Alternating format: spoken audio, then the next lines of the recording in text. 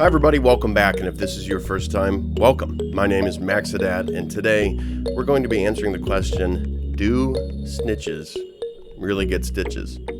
So, you might be surprised to hear, if you tell on somebody while you're in prison, or when you were arrested and you're going to court and the prosecutor's like, hey, tell on somebody and you won't get in trouble, and you told on somebody, you might be surprised to hear that, yeah, you're going to get the shit kicked out of you constantly, perpetually, on and on. Doesn't matter what prison you're at, doesn't matter which cell block you end up in, which dorm, if you're in an open air setting, you end up in. Yeah, it happens. So why am I making this video? Well, because it's not that simple. Not even snitching is that simple, right? So I would say one of the saddest things about my prison experience was that you saw people who had been labeled as something. A snitch, somebody that told. A check-in, somebody that's weak, that asks the cops for help, please protect me.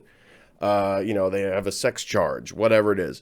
People got labeled by someone at some point. Somebody read their paperwork, maybe even misread their paperwork, and they got this, tattooed on their forehead, not literally, but sometimes. And now, no matter what, no matter where they end up, people pick on them. And that's putting it lightly. People hold that title against them, and they take advantage of them. They take their stuff. They cuff them. For those of you that don't know, meaning like they say, you pay me this amount every week, and if you don't, you're going to get hurt, that kind of thing. So basically they have that, that income from this person. They own them. It's gross. It's gross. Now, some people I don't feel so bad about, because some people did rape somebody and it was awful. And the R word is probably not super popular in YouTube's opinion. Or rather, what am I saying? They don't love it when I say that, but it's what happens. And it's awful. And so when those people get cuffed, get labeled, all that, I still have a soft spot in a way, because there's a good chance that those people got hurt really bad as a kid. And so they did what they did. But in this video, I wanted to talk a little bit about people that totally didn't do what everyone think they did. I've mentioned my buddy Chris before. Chris went to prison for a methamphetamine charge. But on his record from years earlier, he had a, something with a minor. Not like I'm getting the iron, but like a minor.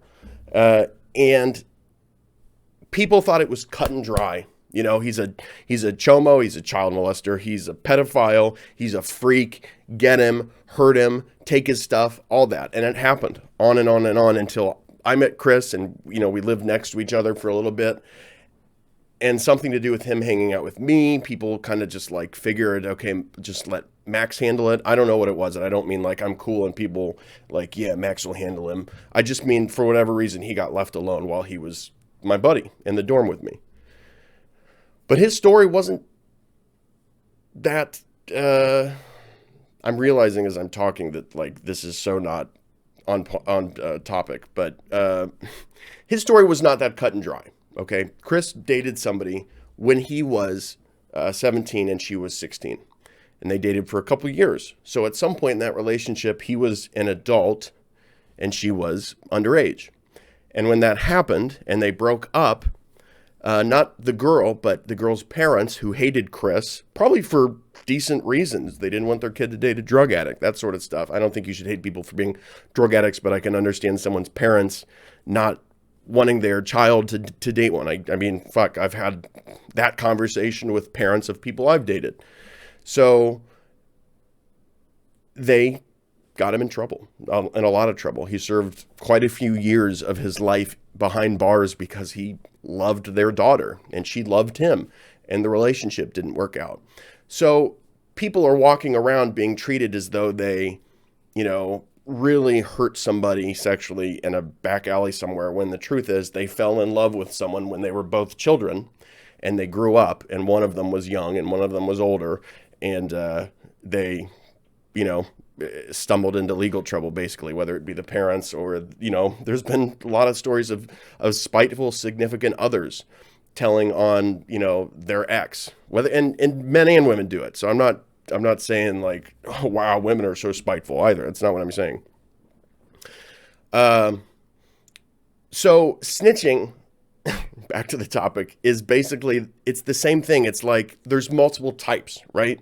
So if you end up in prison because, you know, but you're only doing 2 years instead of 10 because you robbed somebody with your buddy and, you know, the cops separated you and you told them everything, you're a snitch, cut and dry, and you're in trouble, not just with the law. You're going to have probably the hardest time someone can have behind bars because you don't have any friends. There are plenty of people that are nice. You know what I'm saying? Like, I wasn't the only person trying to be compassionate to those around me. There were a lot of good people in prison.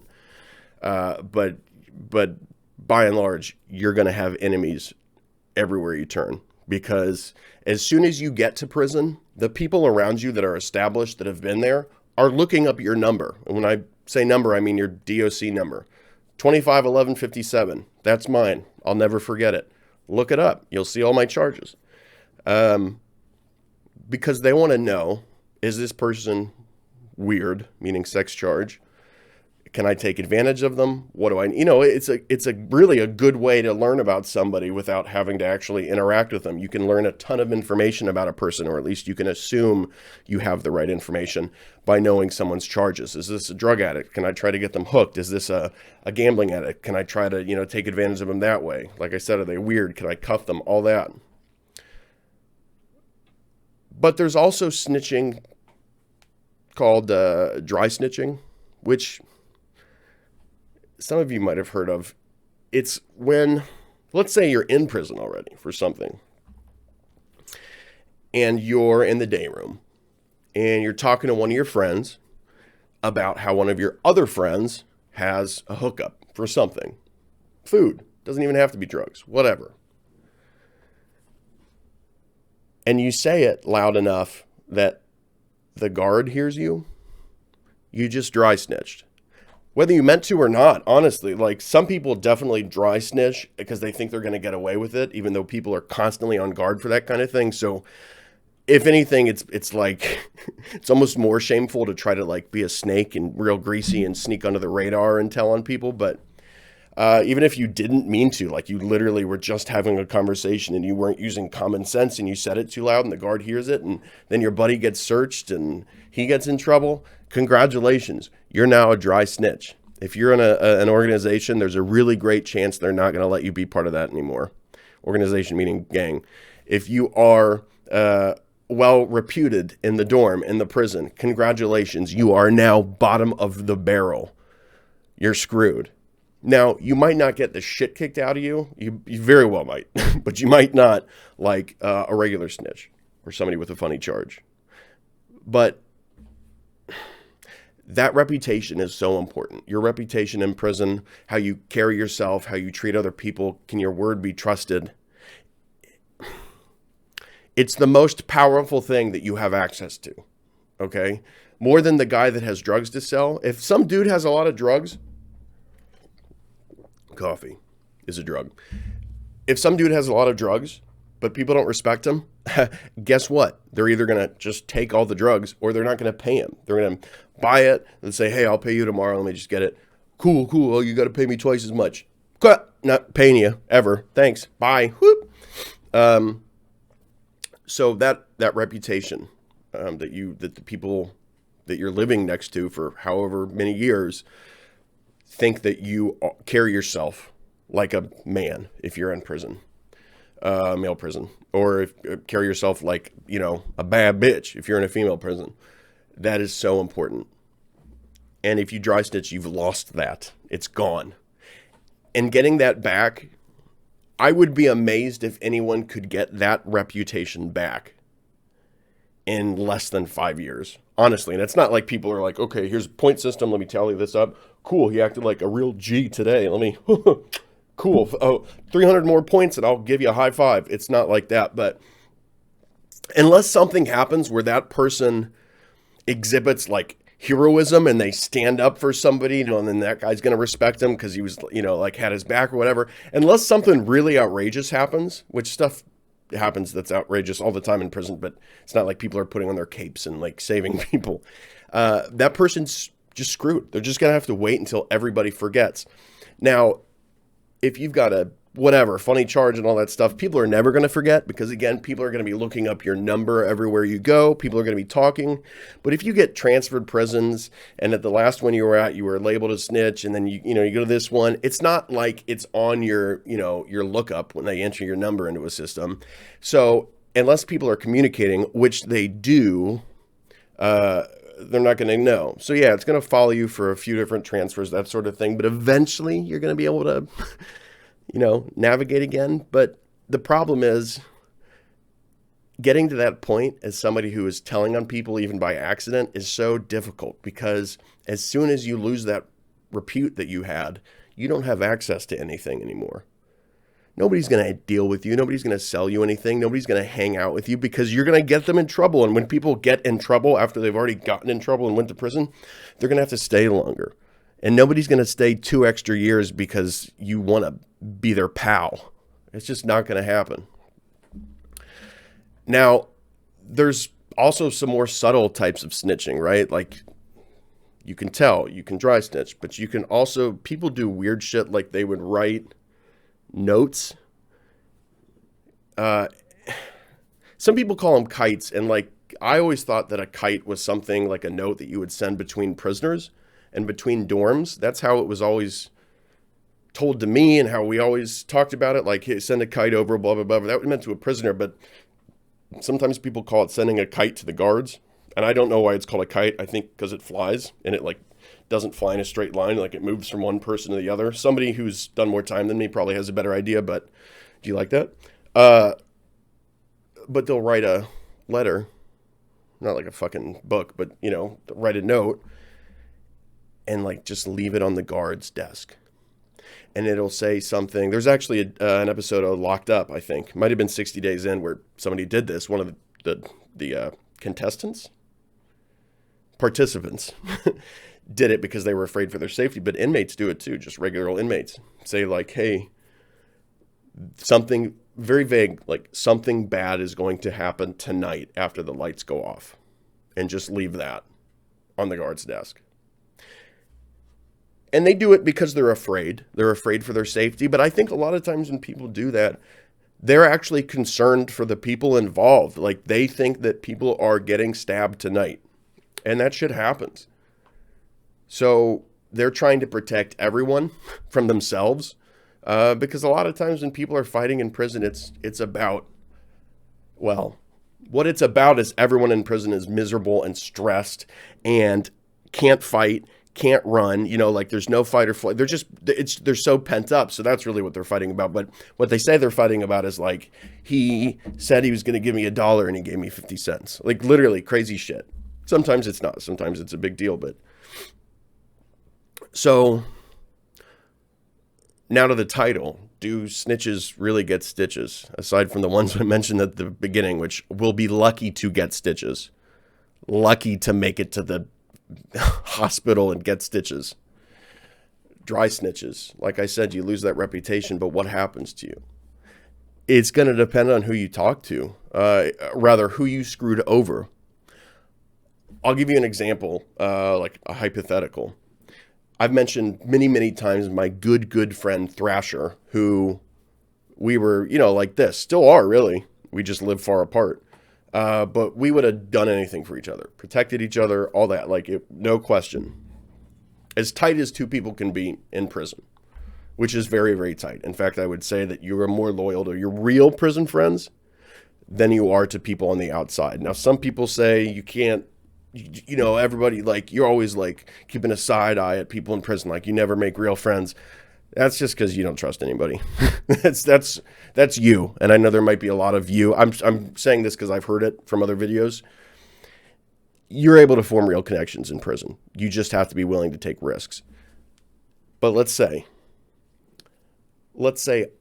I, and this is of course subjective, like what would Thrasher do? What would I do? But let's say that I knew that Thrasher was high, which was fucking obvious because that dude was crazy when he was on Suboxone. But he would, like let's say he was running around and I'm in the day room. Again, I'm playing chess with somebody. The guard's over my shoulder. The day room's right by, the guard's desk. And I just, like, wow, I can't believe how high Thrasher is. That guy, Thrasher, is high on Suboxone. And I like say his DOC number and his real name, which I'm not going to say in this video. And he found out, which he would. First of all, everybody in the day room would probably start yelling at me. Like, dude, what are you doing? What? Ooh, why you move like that? Like, weird. What are you doing that for? If Thrasher found out and he got in trouble, Thrasher wouldn't try to fight me. But he would lose a fucking lot of respect for me. And that would almost hurt more. It would hurt more, for sure. I'd beat his ass. But it would hurt. I could see him saying something to me like, hey, man, why'd you do that? Like, I'm trying to get home to my kids. Why did you... You got to be more careful, dude. You really screwed me up. That kind of thing. If he did it to me, which I wasn't getting high in prison, not even once, but I would... I don't know. It's hard to even imagine. I guess I would do the same thing, except that I don't have kids. Trying to get home to my pecan pie and dog and video games. Thrasher, you really screwed me up. Now, if Thrasher, let's say, dry snitched on accident, which that dude knew how to be in prison, so he would never do that. But I'm thinking of a guy named Smuck, who was dealing in the dorm I was at, pretty much all over the prison too. If Thrasher had dry snitched on him somehow, Smuck was not a fighter. But here's the thing. This was always predictable. Someone does something like dry snitch to somebody who they shouldn't mess with. But the person who they shouldn't mess with doesn't take risks because they've got too much to lose, right? They're the person holding. They've got a lot of time on their, behind, like time over their head. People that are totally not related to the situation at all, that you've never even seen associate with the person that got dry snitched on, all of a sudden, they're jumping the guy that dry snitched. Like, the dude goes into the bathroom where there's no cameras, and all of a sudden he's getting beat up by 4 dudes who he's never interacted with, who you've never really even seen interact with the guy who he dry snitched on, because you can pay people to handle your problems in prison. I can't think of a single problem other than like, hey, get me out of prison, that you couldn't pay someone to do. From spitting on somebody all the way up to killing them. Like, you can pay them. And it's going to be cheaper than you would think. And the currency is like ramen and meat logs and Oreo cookies. It's off-brand, though. So, I don't know what Oreos are off-brand. So, it really depends on who you dry snitch on. Now, if you're the guy that I was talking about who sends a kite to the guards, right? Like, hey, something's going to happen tonight. Like send the sergeant down after lights go off because people are going to hurt each other or whatever. It's way easier to get away with that than to be yelling in the day room about somebody doing something they're, not supposed to do. But if you get found out as the person that snitched on a whole organization like that, even if it was for the good of everyone around you, and even if they know that what they were about to hurt each other terribly over was not worth a fight, man, I would say, if I had to bet, I think the person sending that note is in more trouble than the person who told when they were at court. That dude is in more danger than the guy who was in front of the judge and said, yes, that it was my accomplice in the robbery, like that testified against somebody who was his friend. You send that note to the guard, it's over for you. You're either getting sent to protective custody or a different prison, and even then, I mean, they'll get you in protective custody. They'll get you in another prison because these gangs are not like just in the one prison. They're all over the country. And sometimes more than that. You're in danger because you put more than just one person at risk. And it also impacts the reputation of the gang that you told on, or the gangs that you told on. And that's something where, you know, like I clung to books and chess and, you know, my good friends and my family while I was in prison, and exercise. And everybody has a few things, but my backbone was my imagination and, you know, Charles Dickens and calling my mom. That was my backbone. And meditation. Some people don't have those things to fall back on. So their backbone, the thing that keeps them going every day in prison, are their brothers or sisters. And I don't mean family. I mean kind of, but not by blood. It's the gang that they're in. STG, security threat group. Well, that security threat group is a lot of times the reason that that person, when they got to prison, didn't get the shit kicked out of them for their whole sentence. It provided them protection. It got them fed. It helped them make money, and not always illegitimately. You know, it just gave them opportunities that they didn't know how to make on their own. So they owe their lives in some cases to this gang. And you just told on it, like you know, you're trying to give that gang a bad name or get people in trouble for being part of it. Like, you're in some deep shit. The most frustrated and outspoken in regards to how stupid they think the guards and the sergeants and all that are, rather, like when you see that the most is the day that counselors and some other people come in to pull us inmates out one at a time into an office. Takes all day because there's so many of us. Have us get completely naked and show them if we have any tattoos or not. Because they're not looking for like, wow, cool heart. You know, like, oh, what a beautiful rose you got on the, you know, tip of your spangle.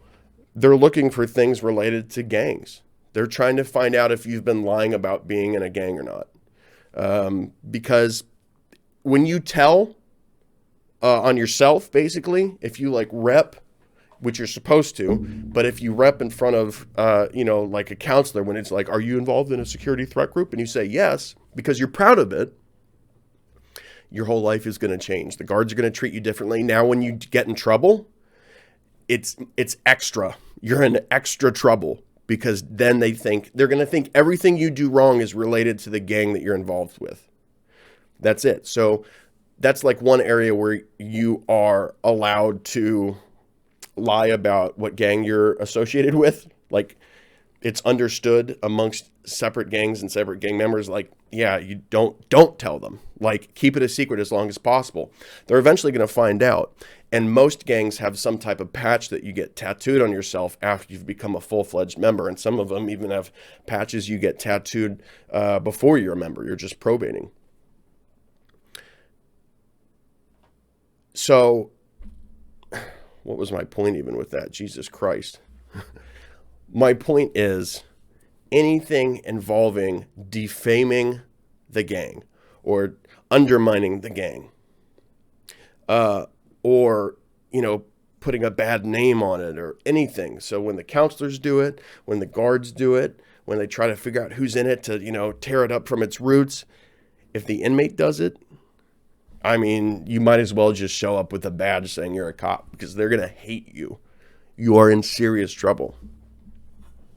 So there's no simple answer, obviously, from how fucking all over the place I was in this video. There's no simple answer to do snitches get stitches. I stand by what I said, that if you wrong someone in prison that you shouldn't wrong, which you shouldn't wrong anybody, but if you wrong someone in prison and you get to the point that you have stitches put in, you got out easy. People get seriously hurt. But I want to end this video by saying the saying, snitches get stitches, is not fair to the huge majority of people in prison. 99%. That are just like you and I, with some mistakes made, that have the ability to understand why someone would do something, to be compassionate, to empathize that someone's afraid and that's why they did what they did. I mean, who understands better what it feels? Who understands better than a criminal in prison what it feels like to be in legal trouble? So yeah, of course we understand why you would tell. So yeah, snitches sometimes get stitches.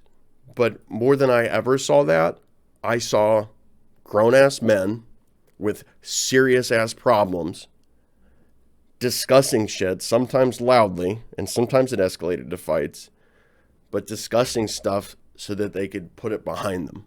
And these are people that haven't had counseling, haven't had therapy to learn how to communicate, have had their whole life lived behind the 8 ball, and are still capable of trying to understand one another, even in situations where you could easily, in prison, justify hurting someone.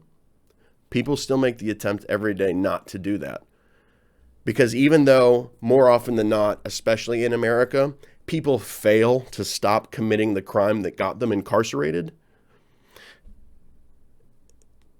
they still are trying. Because they don't want to live that life anymore. They don't want to keep going to prison. So, yeah, snitches get stitches. But like everything else, it's just not that simple. Take care of yourselves. Talk to you soon.